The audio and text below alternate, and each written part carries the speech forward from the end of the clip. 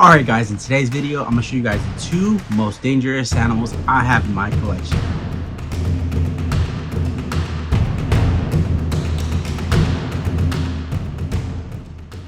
First things first, I wanted to introduce you guys to two new animals that I ended up picking up. I think, it's been a month, I think, or so. I just haven't uploaded in quite a while, but I've been trying to highlight these animals. Just want to make sure they're all acclimated and all that and doing well. I think first things first, we're going to highlight this guy over here.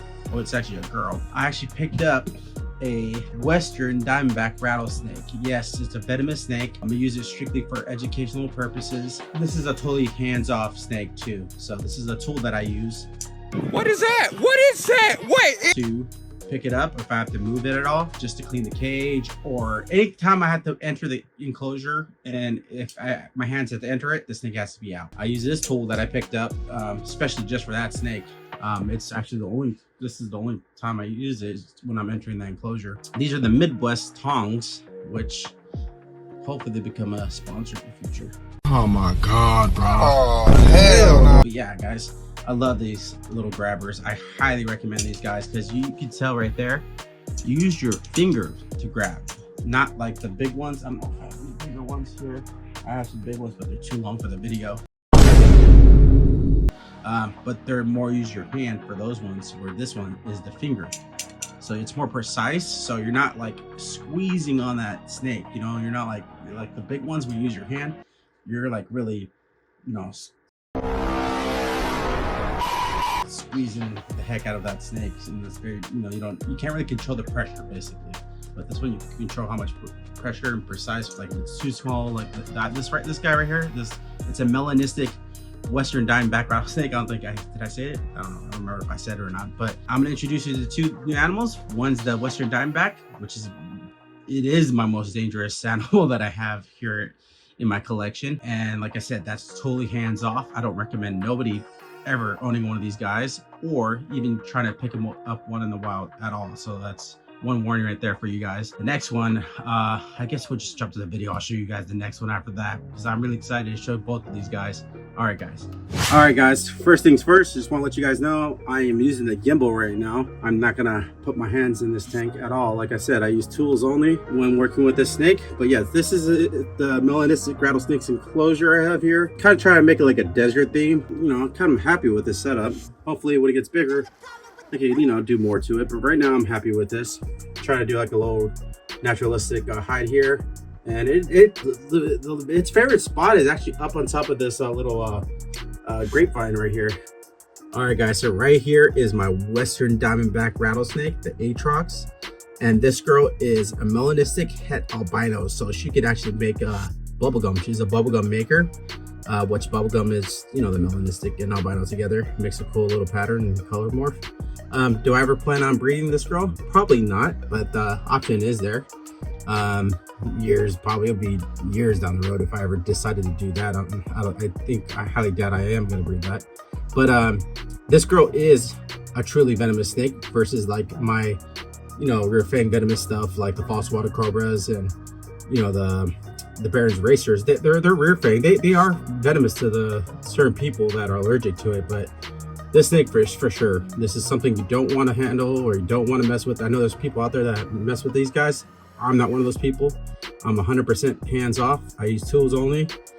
And yeah guys, this is strictly for educational purposes. So, and I don't recommend, if you guys go out and see a rattlesnake out in the wild, do not, just stay away basically. Do not try to interact with it whatsoever. Yeah guys, look at that melanistic diamondback rattlesnake. There is the Easterns and the Westerns and the diamondbacks. So the Easterns tend to get, I think, up to 8 feet, so they're a lot bigger. I think the Westerns can get up to 4 to 6 feet. I think on average they're 4 to 5 feet, but I know that there has been some that got up to 6 feet. But yeah, of course everyone likes those Easterns because they're a little bit darker in pattern than the Westerns. But with the melanistic, it's hard to tell anyway. All right guys, well, I wanted you to do a quick introduction on this girl. I'll keep you guys updated on her, and let's move on to the next animal on my two most dangerous animals in my collection.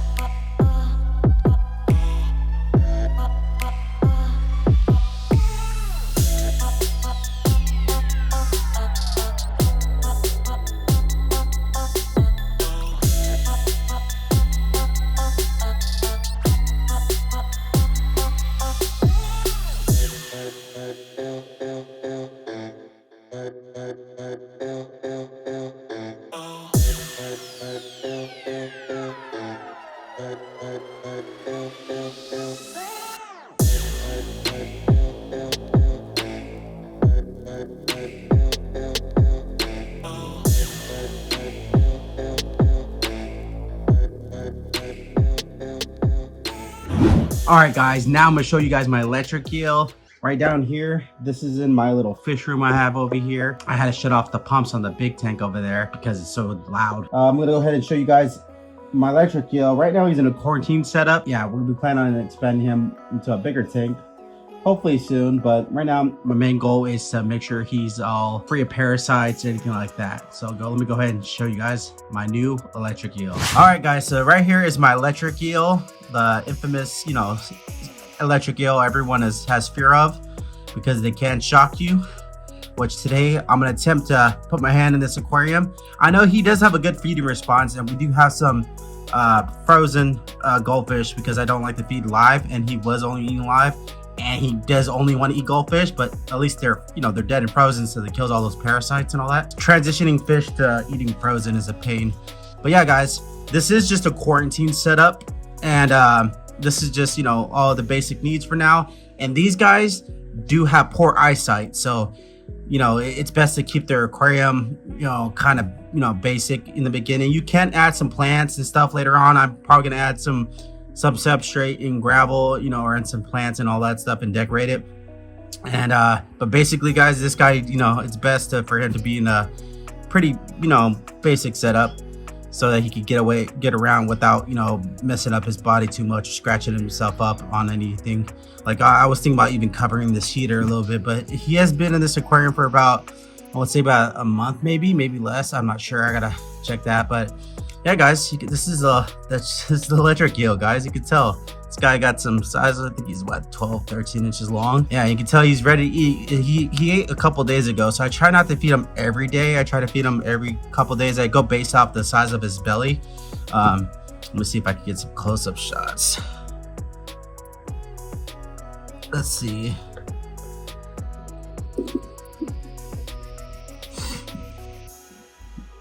Yeah, you can tell this guy is definitely gonna be and you can tell this guy definitely is ready to eat. So let's try to throw some feeders in there. All right, let's try to see how this guy eats right here, and then afterwards I'll attempt to probably try to pet the guy after he eats and see if it does shock me. Because, you know, I don't think that this size, guys, I don't think the shock is gonna be a whole lot. It's gonna be very, you know, I might not even feel anything, honestly. I did when I first got him. I did touch him a little bit, but it wasn't enough. I was like very like tapping him. But I'm gonna attempt to stick my hand in the water for a little bit with him and see if he does attempt to shock me. And at this size, guys, they're really harmless. But let's see if he eats one of these feeders right here for you guys. So you can see, guys, he just takes it right away. Okay, let's try to get that again. Yeah, he's ready to eat.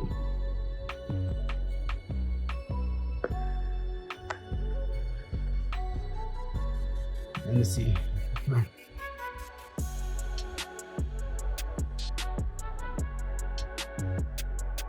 There he goes.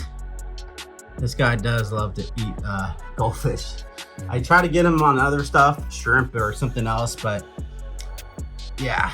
So the electric eel, guys, produce up to 600 to 800 volts as an adult. So at this size, it's a lot less. It's probably, you know, I can't even tell you the amount it is, but it's a lot less. It's gonna be like 6 to 8 feet to produce those 600 to 800 volts. So that's possibly not even a captive one. That would be probably a wild caught one that gets up to 8 feet long.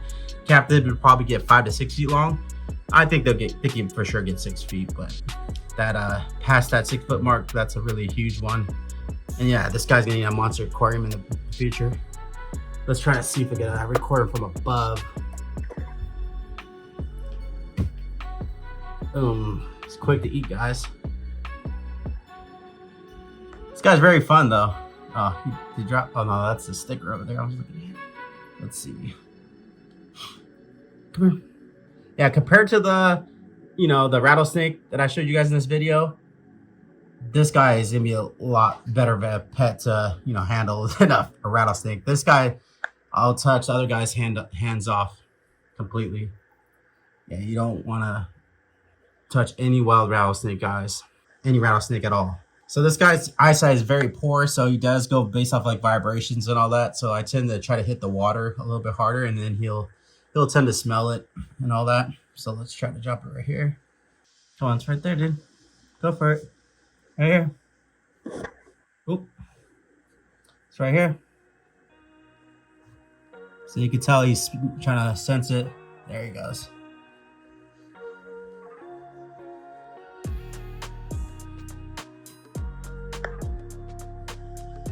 So basically you can tell, guys, by the size of his belly, it's getting kind of big there.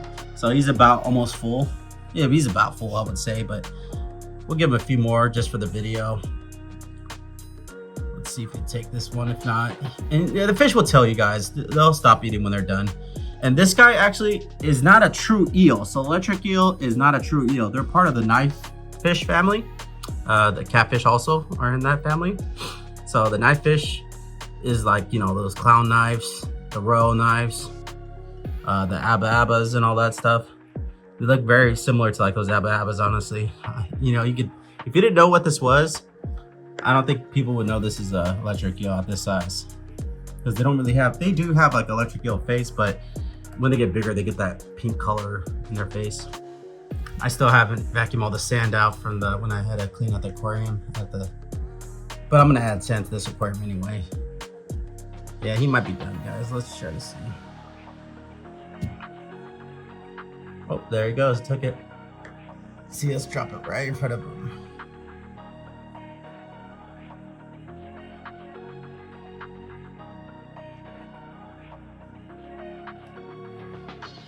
You can tell how small these guys' eyeballs are if you can kind of see it right there's his tiny eyeballs. So yeah, and that's what a full electric eel looks like right there, guys. Definitely got a little stomach on him now.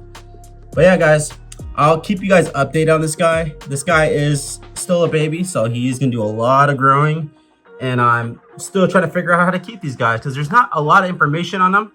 But yeah, guys, I'm just gonna try to post videos of him as much as possible, and we do need a name for him.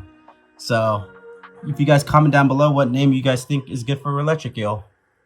Let's take that one out. All right, guys, so we're gonna attempt to pet this guy and just see how he acts. Nope. So this guy is still looking for food. See, my hand's in here right now. Oh yeah, I got a little zap. Wow, it's like I can't compare it to anything. It's a zap, like a. Let me see if you do it again.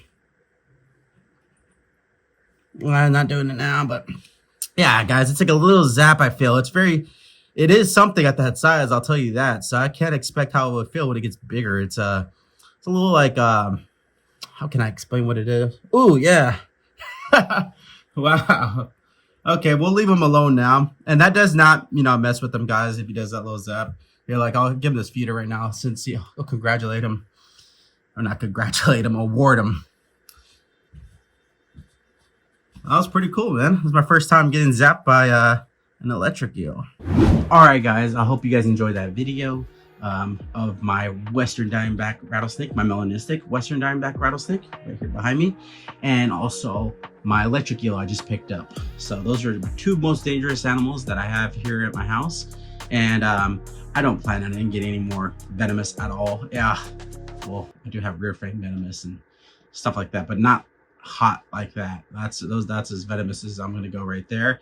And the electric eel, it's gonna take some time for like that electric eel to get to a size where it's really gonna, you know, affect me if it shocks me. Because right now that little zap, I was actually impressed by it. I didn't think that little baby was gonna give me that big of a shock, but yeah, give me a little jolt there. But definitely when it's about like a 4-foot size, you know, it's gonna have a way bigger tank, and then, you know, that shock is definitely gonna be a little bit awakening. So yeah, guys, I appreciate you guys watching all my videos.